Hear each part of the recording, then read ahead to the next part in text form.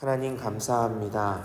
하루하루 말씀을 읽어나가며 하나님의 사랑과 구원의 은혜를 깨닫게 하시고 예수 그리스도의 복음의 발자취를 따라가게 하시니 감사합니다. 우리 주님만 믿으면 구원을 얻으며 영생 복락을 누리게 될 것을 확신하며 찬송하지만 우리의 모습은 하나님도 예수님도 잊어버리고 구원의 은혜와 상관없는 삶을 살아갈 때가 많음을 고백합니다. 하나님, 이러한 우리를 긍휼히 여기시고 용서하여 주옵소서. 극심한 박해와 핍박 앞에서도 예수 그리스도를 하나님의 아들로 고백하며 그분의 삶을 닮아가고자 했던 믿음의 선진들의 모습을 기억하며 우리도 예수님 따라가길 원합니다. 예수님 닮아가길 원합니다. 예수님을 따라갔을 때, 예수님만 따라갔을 때 부족해 보이기만 했던 제자들이 복음의 일꾼이 되었던 것처럼 우리도 예수님만을 따라가는 예수님의 제자들이 되게 하여 주옵소서. 하나님 나라를 선포하시며 연약한 자들을 위로하시고 치료하시며 만져주신 예수님을 보게 됩니다. 주님, 우리 가운데도 여전히 주님의 위로와 치료와 회복과 만져주심을 바라며 기도하는 이들이 있습니다. 다양한 육신의 연약함으로 치료와 회복, 강건함을 구하는 이들의 기도를 들어주옵소서. 모든 치료에 효과 있게 하여 주셔서 고쳐주시고 낫게 하여 주옵소서. 육신의 연약함뿐만 아니라 마음과 감정의 연약함으로 괴로워하는 이들도 있습니다. 경제적인 문제도, 또 직장의 문제와 학업의 문제, 사업의 문제, 또 취업의 문제들, 다른 이들에게 말할 수 없는 아픔과 어려움들을 겪고 있는 이들의 모든 상황과 문제들을 주님 앞에 내어놓고 간구하는 기도를 들으시고 응답하여 주옵소서. 우리의 필요를 가장 잘 아시는 하나님을 신뢰하며 하나님이 뜻이 이루어지는 것을 기다릴 줄 아는 인내와 믿음 또한 우리에게 허락하여 주옵소서. 졸업과 입학 시즌을 지내고 있습니다. 졸업하여 상급학교 진학과 입학을 준비하는 이들에게 함께하여 주시고 지혜와 능력을 더하여 주옵소서. 좋은 선생님과 친구들을 만나게 해주시고 그 가운데서 믿음의 학생이요 또 친구로서 설 수 있는 믿음과 용기를 더하여 주옵소서. 아직 합격의 소식을 기다리는 이들에게도 기쁨의 소식이 전해질 수 있도록 주님 은혜 더하여 주옵소서. 교회를 위해 기도합니다. 우리 구의교회가 거룩한 믿음 위에 자신을 세우는 이 한 해가 되게 하여 주옵소서. 예배와 선교와 전도, 봉사와 섬김, 또 교제와 교육의 모든 모습들이 건강하고 아름답게 세워져서 좋은 소문이 나는 그런 주님의 교회, 우리 구의교회가 되게 하여 주옵소서. 개강을 준비하는 사역들이 있습니다. 목장과 전도대와 들푸른 대학과 양육과정들을 통해 하나님, 우리 구의교회가 믿음의 성장을 이루게 하여 주시고 준비하는 모든 손길들에 함께하여 주옵소서. 나라와 민족을 위해서도 기도합니다. 갈등과 혼란 가운데 있는 이 나라를 긍휼히 여겨 주옵소서. 지도자들에게 하나님 경외하는 마음을 허락하여 주시고 대한민국이 하나님 경외함에서 떠나지 않게 하시며 하나님께서 주시는 평안과 평강으로 채워 주옵소서. 세계 곳곳에서 선교하시는 선교사님들을 주님 인도하여 주시고 그들의 필요를 또 부족함이 없도록 채워주시며 모든 사역을 통해 하나님의 나라가 선포되어지고 주께로 돌아오는 영혼이 날마다 더하여지게 하여 주옵소서. 이 새벽에도 우리의 모든 것이 하나님의 것임을 고백하며 우리의 모든 삶의 일정들과 간절한 소원과 마음과 정성을 담은 물질들을 올려드립니다. 받아주시고 하나님 나라 위에 아름답게 사용하여 주옵소서. 이제 말씀 앞으로 나아갑니다. 성령님 듣게 하시고 깨닫게 하시며 순종하게 하여 주옵소서. 감사드리며 예수 그리스도의 이름으로 기도드립니다. 아멘. 오늘 함께 나눌 하나님의 말씀은 마가복음 1장입니다. 신약성경 마가복음 1장의 말씀을 함께 나누겠습니다. 오늘부터 마가복음의 말씀을 한 장씩 읽어나가면서 또 묵상하면서 은혜를 나누게 됩니다. 마가복음의 저자를 살펴보면 요한 마가로 알려져 있습니다. 베드로의 제자이자 동역자였던 요한 마가는 바나바의 사촌이기도 했고요. 그래서 바울의 1차 전도 여행에 동참하기도 했습니다. 그런데 우리가 잘 알고 있듯이 너무나 고되고 어려운 상황에 이 마가는 끝까지 전도 여행을 함께하지 못하고 중도에 포기하여 돌아가게 됩니다.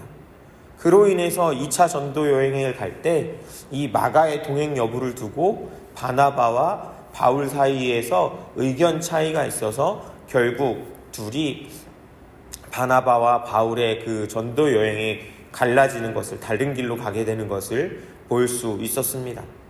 그런 마가는 그리스도인에 대한 핍박이 시작되던 시기에 로마에 있으면서 로마에 있는 그리스도인들에게 하나님의 아들이신 예수님께서 우리를 위해 고난받으신 섬김의 종이셨음을 예수님께서 행하신 기적과 사건들을 통해서 전하고자 이 복음서를 기록하였습니다. 그렇기에 예수님을 따르는 제자가 된다는 것이 무엇을 의미하는지 이제 핍박과 박해를 앞두고 있는 그리스도인들에게 이 복음서를 통해서 깨닫게 하려는 것이었습니다. 마가복음을 읽어라 하실 때 예수님의 행적과 함께 그에 대한 제자들의 반응을 염두에 두고 읽어가시는 것도 참 유익하고 은혜가 되리라 생각됩니다. 이런 마가복음은 크게 세 부분으로 구분할 수 있는데요. 먼저 서론 부분은 1장 1절부터 13절까지로 볼 수 있고요. 그리고 1장 14절부터 13장까지는 예수님의 메시지와 사역 부분으로 본론에 해당한다고 할 수 있고, 그리고 마지막 결론 부분은 14장부터 16장까지 예수님의 죽음과 부활 그리고 승천에 대해서 기록하고 있는 것을 보게 됩니다.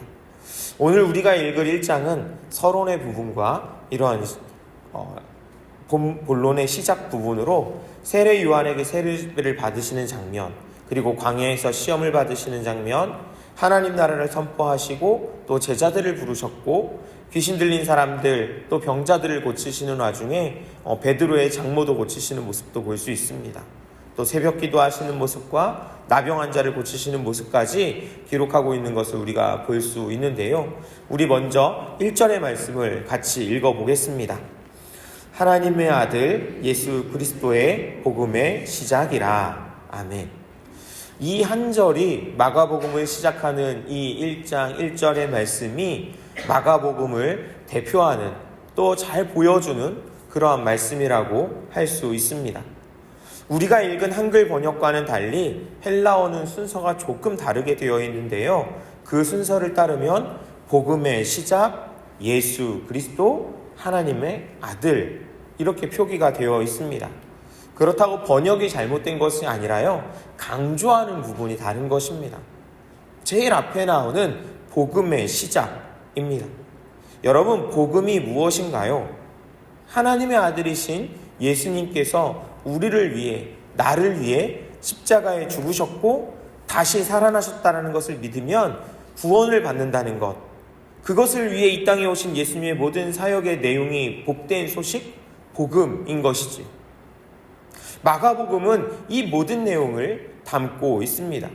세례 요한의 이야기부터 시작해서 예수님의 사역과 말씀들, 십자가와 부활, 승천하시는 모습까지의 이야기를 기록하면서 첫머리에 복음의 시작이라고 선포하고 있는 것입니다. 그런데 이 단어, 시작이라는 단어가 어디에 또 나오냐면요, 창세기 1장 1절과도 맞물려서 우리가 생각해 보게 됩니다. 창세기 1장 1절이 어떻게 되어 있나요? 태초에 하나님이 천지를 창조하시니라. 이것은 히브리어로 되어 있는 성경인데요, 내용인데요. 이것을 헬라어로 번역하면 태초에라는 단어를 이 마가복음 1장 1절에 나오는 시작이라는 단어와 같은 단어를 사용하는 것을 보게 됩니다. 하나님께서 천지를 창조하신 역사와 마찬가지로 하나님의 아들이신 예수 그리스도의 복음은 멸망으로 향하고 있는 이 세상을 구원하시기 위한 재창조의 사역임을 마가는 이 자리에서, 첫 자리에서 선포하고 있는 것입니다. 또한 한편으로는 이 복음의 사역은 이 복음서로 끝나는 것이 아니라 예수님께서 이 땅에 오셔서 이루신 모든 일들과 특별히 십자가와 부활 그리고 승천하심으로 복음서가 끝나는 것이 아니라 이 복음서를 시작으로 예수님께서 다시 오실 때까지 그분의 명령을 받은 우리가 이루어 가야 할 사명임을 우리에게 알려주는 그러한 표현이기도 합니다. 이어지는 2절부터는 세례 요한에 대한 설명에 이어서 예수님께서 세례 요한에게 세례를 받으시는 모습을 기록하고 있습니다. 그런데 예수님께서 등장하시는 장면이 마태나 누가복음에 비해서 상당히 짧은 것을 볼 수 있죠. 마가복음에는 탄생의 이야기나 예수님의 족보와 같은 이야기들이 등장하지 않습니다. 생략되어져 있습니다. 이것은 마가가 예수 그리스도를 종으로 묘사하고 있기 때문입니다. 마가는 섬김의 종으로 오신 예수님을 강조하고 있는 것입니다. 여러분, 종의 출생, 종의 배경에 대해서 관심을 갖는 사람은 거의 없습니다. 종은 단순히 그가 무엇을 하는 사람이며 또 어떤 일을 할 수 있는지 그런 것에 관심이 있습니다. 중요합니다. 종으로서 일하기까지의 과정이 중요하지 않습니다. 특히나 마가복음을 기록할 당시 독자들은 로마에 있는 그리스도인들이었습니다. 그들은 메시아의 구약적 배경에 관심을 갖는 유대인이나 철학적 문제에 관심을 갖는 헬라인들이 아니었습니다. 그렇게 마가는 예수님께서 행하신 일들, 기적들과 사역들을 통해서 예수님의 배경이 아니라, 예수님의 사상이 아니라 예수님께서 행하신 일들을 통해서 예수님께서 어떤 분이신지 복음을 제시하고 있는 것입니다. 예수님께서는 먼저 세례를 받으셨습니다. 세례 요한에 대한 설명 이후에 예수님께서 세례 받으시는 장면이 나오고 있는데요. 우리 9절부터 11절까지 말씀을 읽어보겠습니다. 그때 예수께서 갈릴리 나사렛으로부터 와서 요단강에서 요한에게 세례를 받으시고 곧 물에서 올라오실새 하나님이 갈라짐과 성령이 비둘기같이 자기에게 내려오심을 보시더니 하늘로부터 소리가 나기를 너는 내 사랑하는 아들이라 내가 너를 기뻐하노라 하시니라. 아멘. 세례 요한은 회개의 세례를 베풀었습니다. 그런데 예수님은 죄가 없으신 분이시잖아요.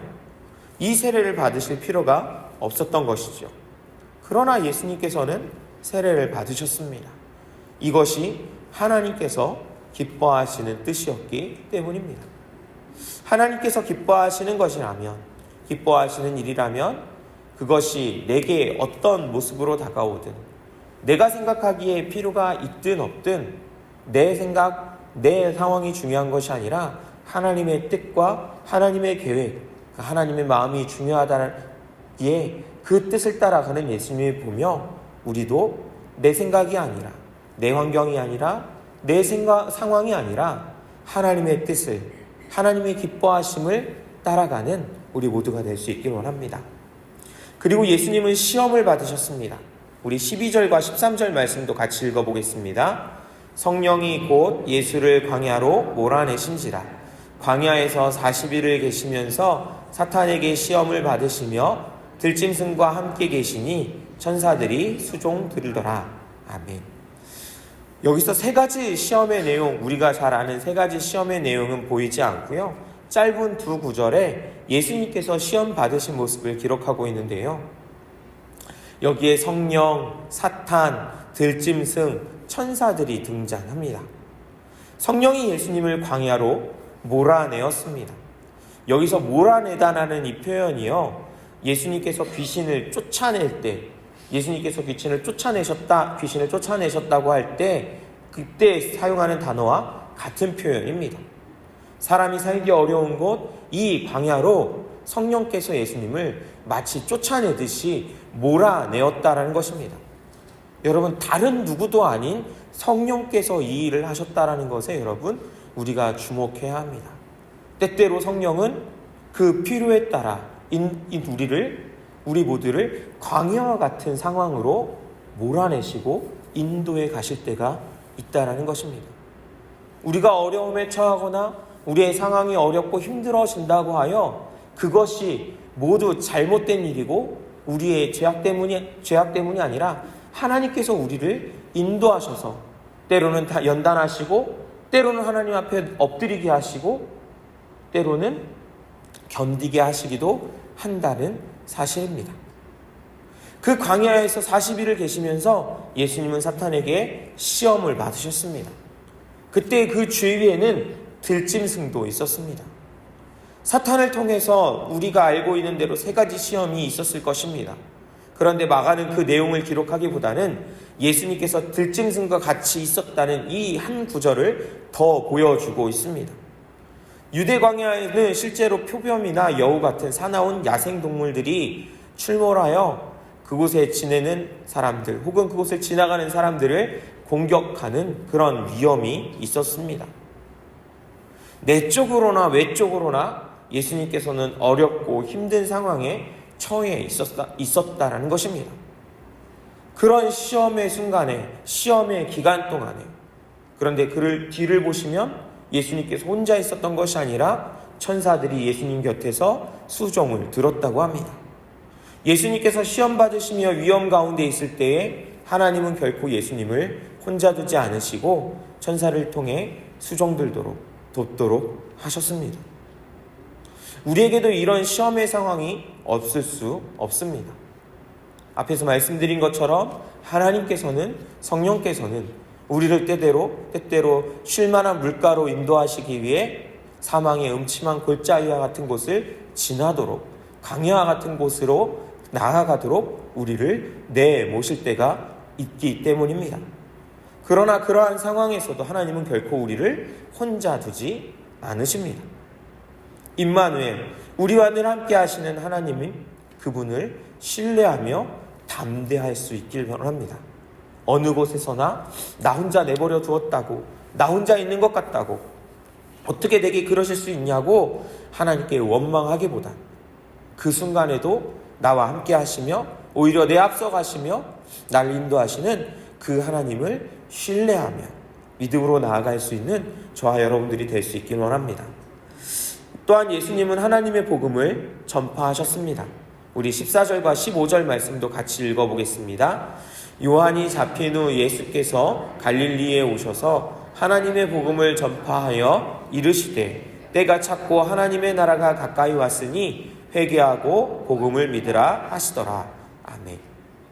회개하는 것, 잘못한 것을 돌이키는 것에서 끝나서는 안 됩니다. 예수님께서는 하나님의 복음을 전파하며 회개할 것을 말씀하셨고 이어서 복음을 믿으라고 말씀하십니다. 복음, 하나님의 아들이신 예수 그리스도를 믿어야 합니다. 그것이 하나님의 나라를 맞이하는 이들에게 반드시 필요한 것입니다. 우리의 잘못을 돌이켰다면, 우리가 무엇인가 잘못한 것을 깨닫고 그것에서 용서를 구했다면 우리는 예수님 앞 더 가까이 나아갈 수 있어야 합니다. 예수님을 믿는 믿음, 예수님께서 우리의 구주이시며 주인 되시며 그러기에 예수님께 모든 것을 맡기고 살아가야 됨을 기억하며 그렇게 주님을 믿는 믿음 안에 거해야 한다는 것입니다. 그리고 예수님은 바다에서 그물을 던지시는 시몬과 안드레, 야고보와 요한을 제자로 부르셨습니다. 우리 17절과 18절 말씀도 같이 읽어보겠습니다. 예수께서 이르시되 나를 따라오라. 내가 너희로 사람을 낚는 어부가 되게 하리라 하시니 곧 그물을 버려두고 따르니라. 아멘. 예수님께서 제자를 부르실 때 나를 따라와서 내게 배워서 사람을 낚는 어부가 되라라고 하지 않으셨습니다. 여러분 잘 보시면 되라라고 하지 않으셨습니다. 나를 따라와서 내게 배우면 내가 되게 하겠다라고 하십니다. 사람을 낚는 어부가 되라는 것이 아니라 되게 해 주시겠다라고 합니다. 그렇게 만들어 주시겠다라고 말씀하신 것입니다. 여기서 제자들이 어부라는 것은 문제가 되지 않습니다. 제자들의 부족함은 앞으로도 계속해서 나옵니다. 제자들의 연약한 모습, 쉽게 깨닫지 못하고 미련해 보이는 모습들은 앞으로도 계속해서 등장할 것입니다. 하지만 그러한 제자들의 미련하고 깨닫지 못하고 부족하고 연약한 모습은 예수님의 제자가 되는 것에 문제가 되지 않습니다. 결국 시몬과 안드레와 야고보와 요한을 비롯한 예수님을 따랐던 제자들은 모두 성령의 충만하심을 받고 사람을 낚는 어부가 되었습니다. 예수님께서, 하나님께서, 성령님께서 되게 하셨습니다. 그들에게 필요한 것은 제자가 되는, 그런 사람을 낚는 어부가 되는 지식이나 재능이나 능력이 필요한 것이 아니었습니다. 그것은 나를 따라오너라는 예수님의 말씀에 순종하는 것이었습니다. 그래서 그들은 따라갔습니다. 곧 그물을 버려두고 따랐다고 합니다. 여러분, 따라가면 예수님께서 되게 하십니다. 우리는 어떻게 될 수 있는지 고민할 것이 아니라 그저 따라가면 됩니다. 그러면 예수님께서 되게 하실 것입니다. 또한 예수님은 귀신 들린 사람들과 병자들을 고치셨습니다. 그런데 그 장면들에서 특이한 점을 보게 됩니다. 우리 24절과 25절을 같이 읽어보겠습니다. 나사렛 예수여, 우리가 당신과 무슨 상관이 있나이까? 우리를 멸하러 왔나이까? 나는 당신이 누구인 줄 아노니 하나님의 거룩한 자니이다. 예수께서 꾸짖어 이르시되 잠잠하고 그 사람에게서 나오라 하시니. 아멘. 가버나움에서 안식일 회당에 들어가셨을 때 귀신 들린 사람을 보고 고치시는 장면에서 나온 이야기입니다. 귀신이 예수님을 알아봤습니다. 그리고 크게 소리를 지릅니다. 많은 사람이 들을 수 있도록 예수님께 속삭인 것이 아니라 아주 큰 소리로 예수님께 이야기하는 것입니다. 그런데요, 그 내용이 예수님을 향해서 해코지한다거나 욕하거나 그런 내용이 아니었습니다. 잘 보시면요, 하나님의 거룩한 자입니다. 당신은 하나님의 거룩한 자라고 이야기합니다. 여러분, 생각해보면, 잘 보면 얼마나 복음적인 내용입니까? 마치 예수님 앞에서 자기 신앙을 고백하는 것처럼 보입니다. 그리고 그것을 많은 사람들 앞에서 보여주는 것처럼 보입니다. 그런데요, 예수님께서 그것을 막으십니다. 귀신이 그 이야기를 못하게 하십니다. 34절도 보십시오. 같이 읽어보겠습니다. 예수께서 각종 병이 든 많은 사람을 고치시며 많은 귀신을 내쫓으시되 귀신이 자기를 알므로 그 말하는 것을 허락하지 아니하시니라.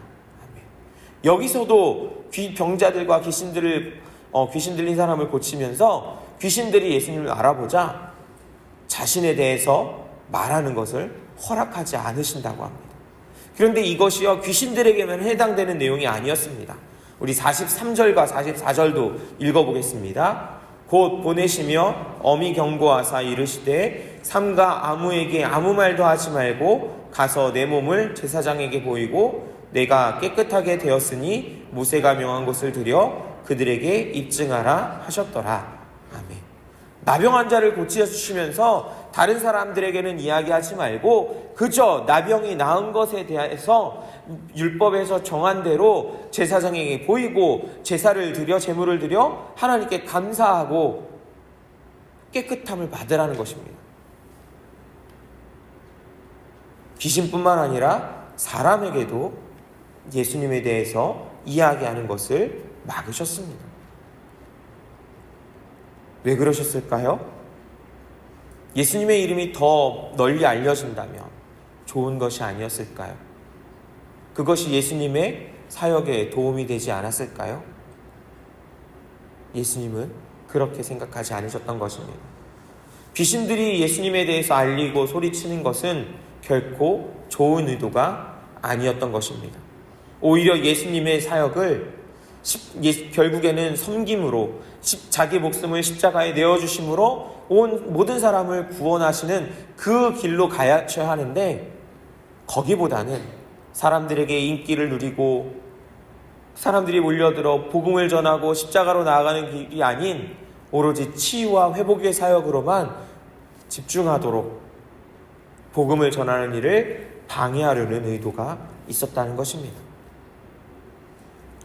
사랑하는 여러분, 우리가 예수님의 이름을 말할 때, 예수님의 이름을 선포할 때 그것이 선하고 아름답게 전하고 선포하는 일이 되었으면 좋겠습니다. 때로는 예수 이름을 앞세우면서 예수님보다는, 하나님의 나라보다는, 복음보다는 나의 유익과 이익을 앞세울 때가 종종 있기 때문입니다. 그럴 때는 오늘 예수님이 귀신들을 향해 그리고 이 나병 환자를 향해 말씀하시고 부탁하신 것처럼 그러지 마라라고 잠잠하라고 말하실지도 모릅니다. 그런 예수님의 말씀이 아니라 잘하였다 착하고 충성된 종이라는 우리의 행함과 또 우리의 전도와 복음을 선포하고 예수님의 이름으로 행하는 것에 칭찬받는 저와 성도님들이 될 수 있기를 원합니다. 또한 예수님께서는 병자들을 치료하실 때 다양한 방법을 사용하셨는데요. 40절부터 나오는 나병 환자를 고치시는 장면을 보면 그 몸에 손을 대셔서 치료하셨습니다. 우리 41절을 읽어보겠습니다. 예수께서 불쌍히 여기사 손을 내밀어 그에게 대시며 이르시되 내가 원하노니 깨끗함을 받으라 하시니 아멘. 구약 성경에 의하면 나병은요 부정한 병이었습니다. 나병 환자와 접촉한 사람은 그 부정함이 전염되었습니다. 여러분, 부정한 사람은요 성전에 들어갈 수도 없고 하나님 앞에 나아갈 수도 없고 가족들, 이웃들과 같이 지낼 수도 없고 사회로부터 격리되어야 했습니다.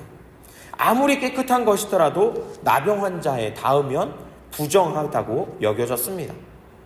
그런데 그것이 예수님으로 인해서 역전되었습니다.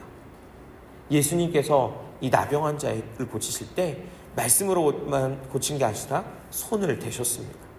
그 몸에 손을 대었습니다. 그렇게 나병을 고쳐주셨습니다.